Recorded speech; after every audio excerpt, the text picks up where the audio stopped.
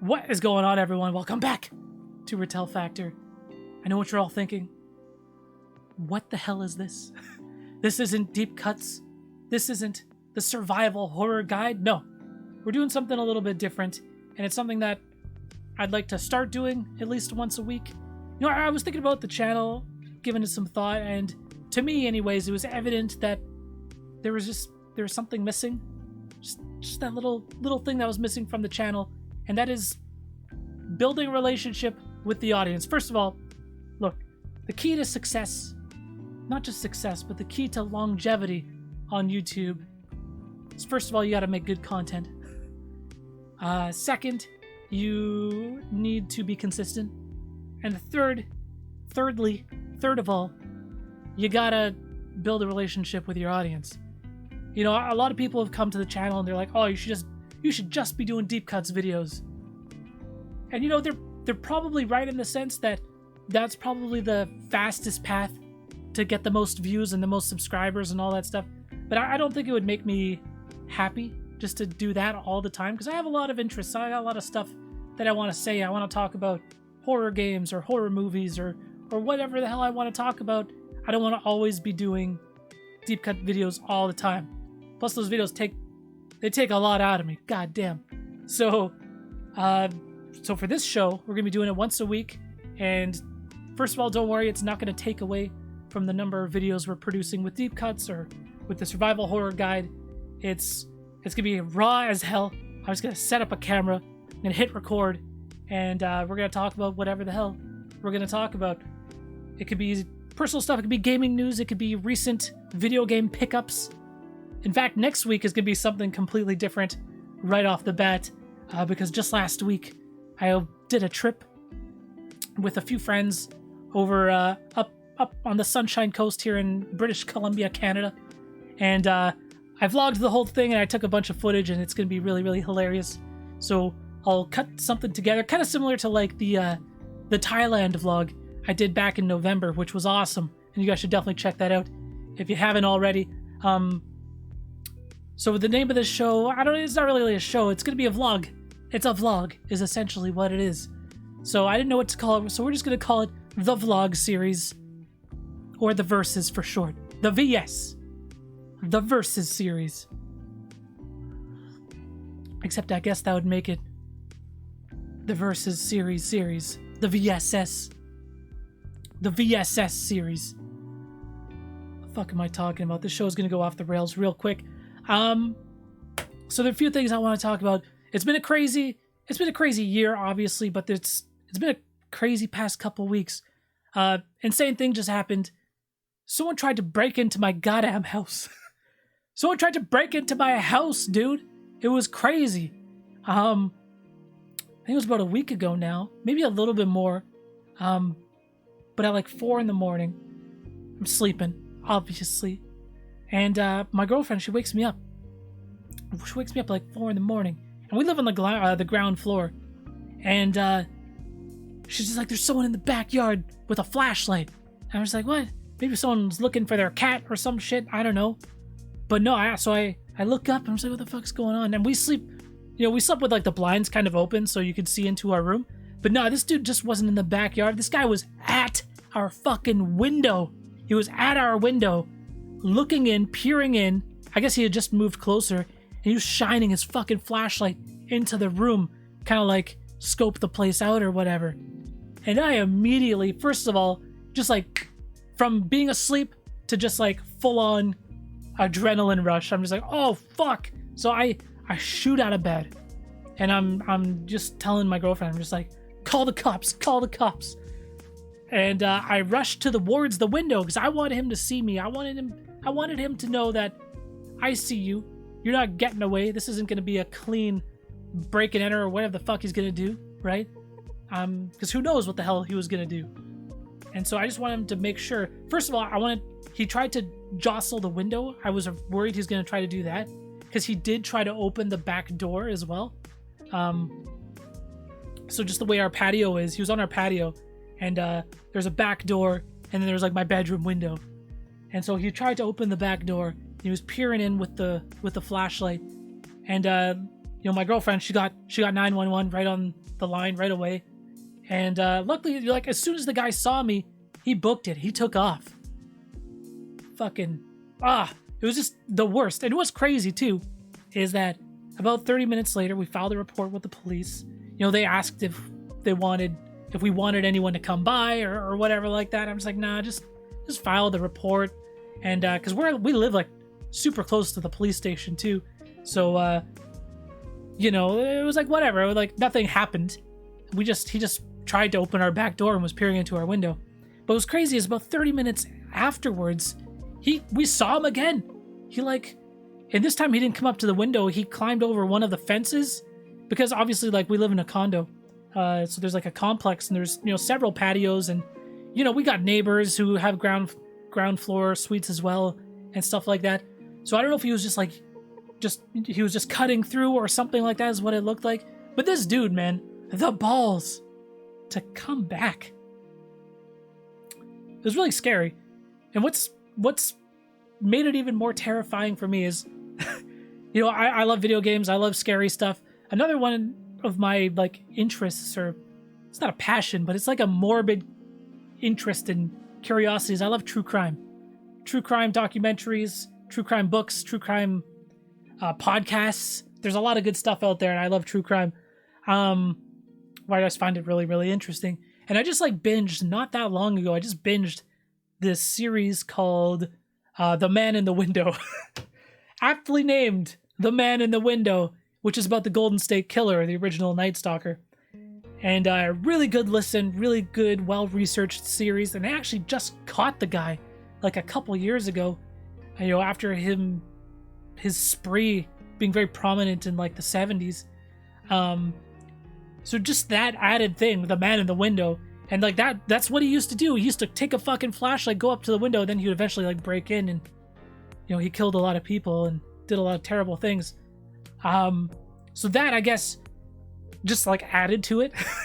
Just the fact that not that long ago I binged this entire true crime podcast called The Man in the Window, and here was this man in the window. It just made it extra fucking scary for me, so I was taking zero chances. And at the end of the day, nothing bad happened, right? Nothing bad happened, but it was really like an eye-opener that, here we are, we live on the ground floor, and we were just woefully underprepared. Like, we didn't have any security, we didn't have any alarms, we didn't have any cameras, we had nothing, dude. And we were just ripe for the picking. And what's really bad, too, is I think when he was shining in his flashlight, as my laptop was, like, right on, like, the ledge right by the window. So I don't think he was going to really break in, but I think he was seriously contemplating, like, a smash and grab, right? Just steal the laptop or whatever. He probably would have gotten away with it, too. But, so since then, that was kind of like a wake-up. That was like a wake-up call that, like, look, we're not prepared at all. Sure, I live in Canada, but there's crime here, too. There's crime everywhere. So we got fucking motion lights. So if anyone's back on the back patio, it lights the fuck up. It's like some LED floodlights. Just lights up the entire yard and the entire patio really, really well. We got motion cameras set up. We got alarms set up on the door and the windows. I got a fucking baseball bat. Like, look, if anything happens again, we are ready this time. So, yeah, I mean, it was nothing bad happened, but it was scary. And it was just a wake-up call. Like, goddamn. So next time, if it happens again, we will be ready. What else is going on, man? There's a lot of stuff going on. Yeah, one thing I wanted to do in this series too is if I'm a big fan of buying games, obviously. If you see that wall behind me. But I'm also a big fan of, like, picking up older games and kind of collecting for systems that, either games I used to play as a kid. Because I did that stupid-ass thing when I was younger. I sold off, like, all of my games in order to pay for new games. I was, so many people, especially gamers who grew up, like, in the 90s or 80s or whatever, so many people have that story where they sold off a ton of their shit from their childhood and they regret it. It never works out well.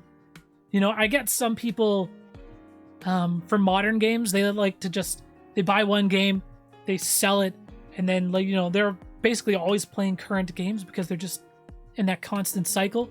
But I would like sell off like sections of a collection. You know what I mean? I don't do that anymore.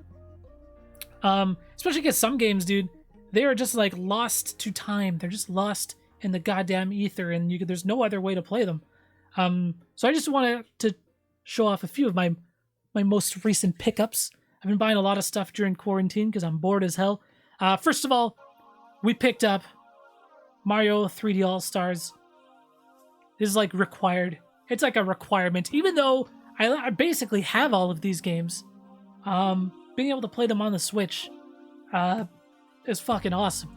There's like you can't undersell that. That is such an amazing thing. I playing on the big screen, then I crawl into bed and I'm still playing. Switch has been out for 3 years, and that shit still blows my mind at how awesome and how convenient it is. Especially Mario Sunshine, which has been stranded on the GameCube for like 18 years. Awesome to have it on the go.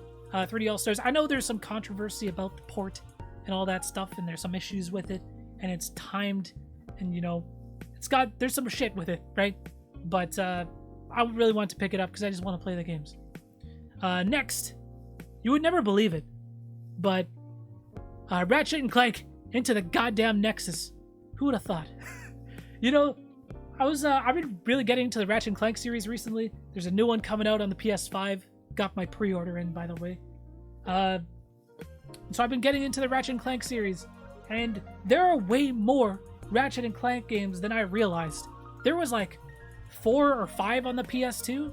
I think one was like a PSP port. Size matters. So like all the PS2 versions are pretty common, but Ratchet and Clank Into the Nexus was like a late PS3 game, really late PS3 game. I think the PS4 was close to being out or already out at that point. And so it's getting kind of hard to find. It's not a super common game. So I wanted to pick it up before it gets stupid expensive. I don't know if it'll get crazy expensive, but like as it is, in my weak ass Canadian money, it's like hard to find a copy for less than $50. I'm serious. So I was able to pick this up for a pretty good price, much better than $50. Next, what do I got next? What do we got? Mario Galaxy 2. Okay, so this was like a reactionary pickup because they didn't include it in Mario 3D All-Stars, and I'm just like, shit, what are they going to do about Super Mario Galaxy 2? And everyone was talking about it, and this is a game that's just stranded on the Wii. I think you can buy it on the Wii U, but this is actually the better game. This is a better game than Galaxy 1. This is like one of the best Mario games ever fucking made, Mario Galaxy 2. And I'm kind of worried it's already less common than Galaxy 1. I don't buy games because they're rare. I buy games because I want to play them. And I would rather play it on original copy, like on original hardware, without it getting stupid expensive. So I picked that up. And again, this game was already going for like $40 at least in Canadian dollars. So I snagged that. What the fuck else did I grab here? We got so many goodies, dude. Again, quarantine has been crazy. Donkey Kong Country returns. I love Donkey Kong Country. Tropical Freeze is amazing. I don't have Tropical Freeze on the Switch. I actually had it. I bought it day one on Wii U. Still have my Wii U copy. It's still great. But I never had a copy of Donkey Kong Country Returns on the Wii. And I got this for like $18, which is awesome. Really, really good game. Retro Studios, always killing it. Got a couple. Here's a random ass one. So, the Avengers came out at the beginning of last month, beginning of September, and during a bunch of August, over on the Let's Play channel, we were playing a bunch of superhero games. And one of them, what did we play? We played Captain America Super Soldier. We played Thor on the Wii, which is technically, those are games I bought recently. They could probably be in this video. So Captain America Super Soldier on the 360. We played Thor on the Nintendo Wii, which is apparently like the best version of that game. And then we played through Ultimate Alliance 3. We did like a full overpowered run with all my leveled up unlocked characters. And I wanted to try to squeeze this one in, but we ran out of time. This is Ghost Rider on the PS2. And this game is actually not that bad. I checked it out. I played it for a little bit. It's very like, it's like God of War meets Devil May Cry, with like a bunch of bike sequences, and it's awesome. And what's even more awesome is you actually unlock Blade in this game, and you can play through the entire game as Blade, which is super, super cool. So I don't know, maybe we'll play this at some point. And then lastly, GameCube is one of my favorite consoles of all time. I don't have a ton of GameCube games. Again, I did that stupid thing when I was younger, sold off a bunch of my GameCube stuff. So I've been really working at rebuilding some of my collection. But the problem is right now, GameCube prices are fucking crazy. It's crazy. For whatever reason, everyone is going after GameCube games, especially during quarantine. But I picked up a copy of Double Dash, and this was like one of the last like essential games that I needed on the GameCube. Because I don't have a ton of GameCube games, but everything I do have are fucking bangers. A lot of the stuff that you want to have, I already got. This was one of the big ones that I was missing. And Double Dash is a game that's just stranded on the GameCube. Again, you know, just the way the Mario Kart games work, it's like there's only one per console. And you're not going to get like a re-release of a Mario Kart game. They'd just be cannibalizing their own sales. So Mario Kart Double Dash was one of my favorites. It's also one of my favorite Mario Kart games because it's so different. You know, just 2 people per kart, and they never did that again. And so many memories with this game, man.